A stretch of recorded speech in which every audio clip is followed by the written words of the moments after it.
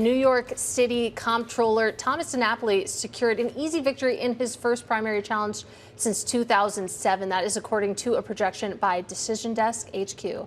Bloomberg's Martin Z. Braun has been reporting on this story. I'm pleased to say he joins us now. Martin, it's great to see you. You too. Help me out here. What does the state comptroller do? I'm glad you asked. Yeah. State comptroller is the chief fiscal officer for New York State. He is an auditor. He audits state programs. He approves contracts. But most importantly, he oversees and is the sole trustee of a $300 billion pension fund.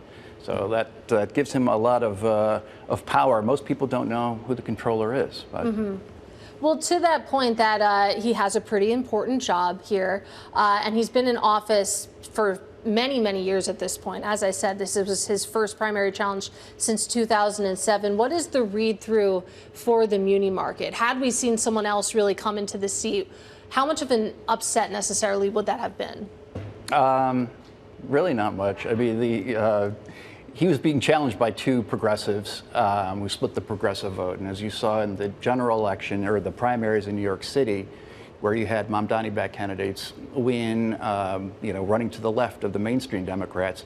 Same was true in the comptroller's case. A big issue actually was Israel and the state's investment in Israel bonds.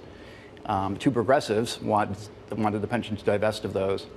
DiNapoli says Israel has been a good investment since 1990, and his challengers also wanted to get the pension more involved in social, affordable housing and green energy projects. So they took that position that they wanted to use the power of the pension to kind of advance those goals.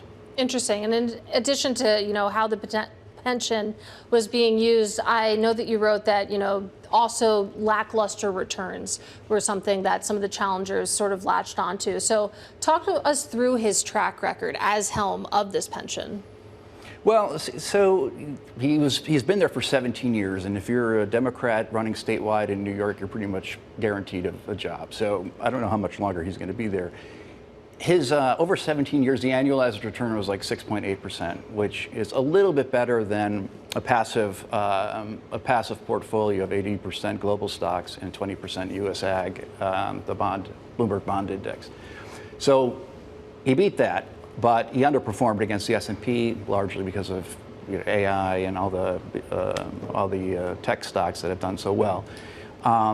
The challengers were really upset about he had the really tons of private equity managers, and they're saying we're spending all this money on private equity, and private equity's underperformed. But over his term, he's beaten a global bond portfolio slightly.